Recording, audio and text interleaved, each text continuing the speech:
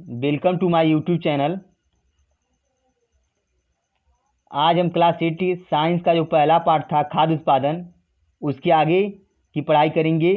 Last में हम लोग पढ़े थे पॉइंट जुताई से लाभ, उसके कुछ पॉइंट को भी हम लोग पढ़ चुके थे पिछली वीडियो में। लास्ट पॉइंट हमारा था जुताई के लाभ का। मृत कार्बनिक पदार्थ मिट्टी के नीचे दब जाते हैं, जो अपघटित होकर मिट्टी को उर्वरा बनाते हैं।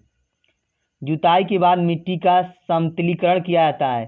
समतलीकरण वह प्रक्रिया है जिसमें मिट्टी समतल और बारीक हो जाती है। इसमें लकड़ी या लोहे के पाटल या पटरा अथवा सुहागे का प्रयोग किया है। सुहागा मतलब लेबलर, जैसा कि आप लोग जानते हैं, उससे हम मिट्टी को समतल और बारीक करते हैं। अगला पॉइंट हमारा बीजों की बुआई या बीजारोपण, सोइंग ऑफ सीड्स। चूँकि पौधे बीज से उत्पन्न होते हैं, इसलिए अच्छी गुणवत्ता वाले स्वस्थ बीजों का चयन फसल उत्पादन का एक प्रमुख भाग है। कई प्रमुख फसलें जैसे गेहूँ, ज्वार, बाजरा आदि बीजों की बुआई द्वारा ही उगाई जाती है। जैसा कि आप लोग जानते हैं कि गेहूँ, ज्वार, बाजरा आदि की बुआई के लिए बीज की आवश्यकता होती है। बीज के चयन के बाद उसकी देखभाल आवश्यक है। बीजों की बुआई, उसे मिट्टी में डालने की प्रक्रिया है। बीजों को हाथों से या यंत्र सीड ड्रिल की सहायता से खेतों में बोया जाता है।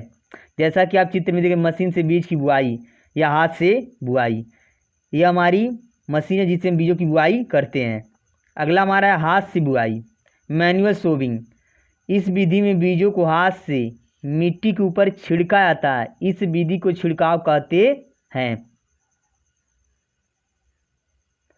अगला हमारा है बीज वपित्र यंत्र से बुआई, seed drill. Seed drill machine धातु की नली है जिसमें कई नलिकाएं और सबसे ऊपर एक कीप जुड़ी होती है। बीजों को कीप में डाला जाता है, जहां से यह बीज ड्रिल की नलिकाओं में चले जाते हैं। सीड ड्रिल एक हल से जुड़ी होती है और ज्यों ही यह घूमती है, बीज नीचे मिट्टी में गिरने लगते हैं और इस तरह इन बीजों की बुआई हो जाती है। कुछ हम देखते हैं क्रियाकलाप। अगला पॉइंट हमारा क्रियाकलाप, स्वस्थ बीजों को बेकार बीजों से अलग करना, यानी जो अच्छा बीज है उसको बेकार बीज से कैसे अलग करें। एक बीकर में पानी लें, इसमें किसी अनाज का कुछ बीज डालें, बीकर को हिलाकर इसे कुछ देर के लिए छोड़ दें। आप पाएंगे कुछ बीज पानी की सतह पर तैरते रहते हैं, जबकि बाकी बीज नीचे बीकर की तलछटी में जमा हो जाते हैं। जल की सतह पर तैरने वाले बीज कीड़ों द्वारा खोखले कर दिए जाने का हल्के हो जाते हैं, इसलिए जल की सतह पर तैरने लगते हैं। अतः वे बीज जो नीचे तलछटी में जमा हो जाते हैं स्वस्थ होते हैं और बुआई के लिए प्रयोग किए जा सकते हैं। इस प्रकार से हम स्वस्थ बीज को बेकार बीज से अलग कर सकते हैं। आगे हमारा प्रत्यारोपण, ट्रांसप्लांटेशन।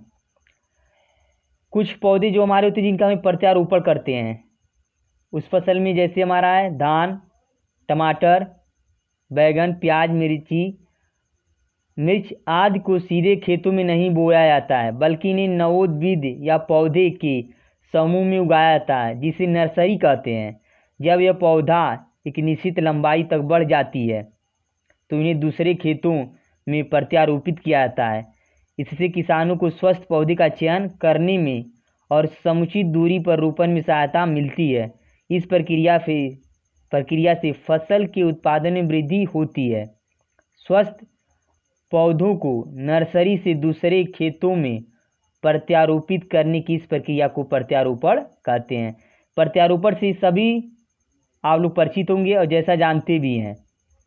ये जो हमारा ऊपर फसलें दी हैं, इनका पहले हम इन बीजों का नर्सरी करते हैं, फिर यह जब पौधे कुछ लंबाई के हो जाते हैं उनको फिर हम क्या करते हैं, समुचित दूरी पर उसको फिर हम रोप देते हैं। इस प्रक्रिया को प्रत्यारोपण कहते हैं। प्रत्यारोपण के बाद अगला हमारा पॉइंट है खाद या उर्वरक मिलाना।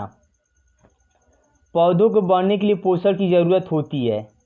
वे ये पोषक तत्व मिट्टी से प्राप्त करते हैं, इसलिए जब फसल की कटाई होती है तो इसके साथ मिट्टी के कुछ पोषक तत्व भी चले जाते हैं। जब किसी खेत में लंबे समय तक फसल उगाई जाती है तो मिट्टी में मौजूद पोषक तत्व को धीरे धीरे कमी हो जाती है, जिससे फसल का उत्पादन गिरने लगता है। इसलिए समय समय पर इन पोषक तत्वों की भरपाई की ज़रूरत पड़ती है। अतः मिट्टी में खाद या उर्वरक मिलाए जाते हैं। जैसा कि आप जानते हैं, फसल या पौधों के विकास के लिए हमें खाद या उर्वरक की आवश्यकता पड़ती है। इसके लिए हम क्या करते हैं, समय समय फसलों में खाद डालते हैं, जिससे क्या हो, मिट्टी की उर्वरा शक्ति बनी रहे और फसल का उत्पादन अच्छा हो और पेड़ पौधे जो फसल है वो हमारी क्या स्वस्थ रहे। आगे हमारा है खाद। खाद एक कार्बनिक पदार्थ है जो सूक्ष्म जीवों द्वारा पौधों और जंतुओं के अवशिष्ट के अपघटन से प्राप्त होता है। किसानों द्वारा खाद के रूप में गोबर सबसे ज़्यादा प्रयोग होता है। जैसा कि आप लोग जानते भी हैं कि किसान खाद के रूप में गोबर का प्रयोग सबसे अधिक करते हैं। किसान पौधों व जंतुओं के अवशिष्ट को सीधे मिट्टी में मिलाकर या इन्हें कंपोस्ट में बदलकर खाद के रूप में प्रयोग कर सकते हैं। हालांकि पौधों के विकास के लिए अकेले कंपोस्ट ही पर्याप्त नहीं है, इसमें उर्वरक की भी आवश्यकता पड़ती है। जैसा कि आप जानते हैं, खाद जो हम पौधे में उपयोग करते हैं, गोबर की खाद, इसके अलावा और भी खाद हमारे उनको आवश्यकता होती है जो हम बाहर से उसमें मिलाते हैं। अगला पॉइंट हमारा है उर्वरक, फर्टिलाइजर्स। उर्वरक मानव निर्मित खनिज लवण है। खाद जो हम ऊपर पढ़ी थी कंपोस्ट, वो हमें जानवरों से प्राप्त होती है। अब जो हम पढ़ रहे हैं उर्वरक मानव निर्मित खनिज लवण है जो मिट्टी में एक विशिष्ट तत्व की आपूर्ति करता है। सबसे ज़्यादा प्रयुक्त होने वाले उर्वरक में नाइट्रोजन, फास्फोरस और पोटेशियम की प्रचुर मात्रा होती है। अतः इन्हें संक्षेप में NPK उर्वरक भी कहते हैं। N means nitrogen, P means phosphorus और K मीन्स पोटेशियम। अगला हमारा है उर्वरक निम्नलिखित संदर्भ में खाद की अपेक्षा अधिक उपयोगी होता है। किसी वजह से होता है उसको हम देखते हैं। सांद्रित रूप में होने के कारण इसकी थोड़ी मात्रा ही पौधों के लिए पर्याप्त है। उर्वरक का भंडार और स्थानांतरण सुलभ होता है। आसानी से हम उसको भंडार कर सकते हैं और उसको एक स्थान से दूसरे स्थान आसानी से ले आ सकते हैं। Urea, sodium nitrate, super phosphate तथा अमोनियम फास्फेट सामान्यतः प्रयोग किए जाने वाले कुछ उर्वरक हैं। उर्वरक का चयन फसल और मिट्टी के प्रकार को ध्यान में रखकर किया जाना चाहिए। उदाहरण के लिए हमारा हो गया लेग्यूमिनियस पौधों जैसे मटर, मूंगफली आदि फसलों को नाइट्रोजन उर्वरक की आवश्यकता नहीं होती।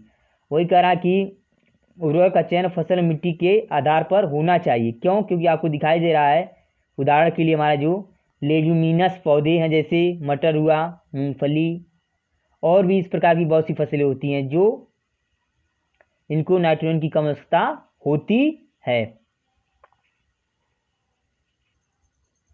अगला पॉइंट हमारा सिंचाई, इरिगेशन। फसल की आवश्यकता अनुसार खेतों में पानी दिया जाना चाहिए। विभिन्न समय अंतराल पर फसलों को पानी देने की प्रक्रिया को सिंचाई कहते हैं। भारतीय किसान सिंचाई के लिए मुख्य रूप से वर्षा पर निर्भर रहते हैं। जैसा कि आप जानते हैं कि जो हम लोग किसान हैं वो अधिकतर अर्थात भारतीय किसान हमारे मुख्य रूप के वर्षा पर निर्भर होते हैं। क्योंकि समय समय पर वर्षा की स्थिति बदलती रहती है, अतः सिंचाई के दूसरे साधनों की आवश्यकता पड़ती है। सिंचाई के लिए जल के मुख्य स्रोत हैं नदी, नहर, झरना, झील, कुआं और नलकूप। ये सभी जो हमारे सिंचाई के प्रमुख साधन या स्रोत हैं। क्यों? क्योंकि आप जानते हैं कि समय समय वर्षा की स्थिति में परिवर्तित होता है, यानी वर्षा की स्थिति बदलती रहती है, इसलिए जल के मुख्य स्रोत भी हैं। सिंचाई की कुछ प्रमुख विधियां इस प्रकार हैं। नाली से सिंचाई। इसके आगे हम अगली वीडियो में देखेंगे। वीडियो बड़ा ना हो इसलिए मैं यहीं पर इसको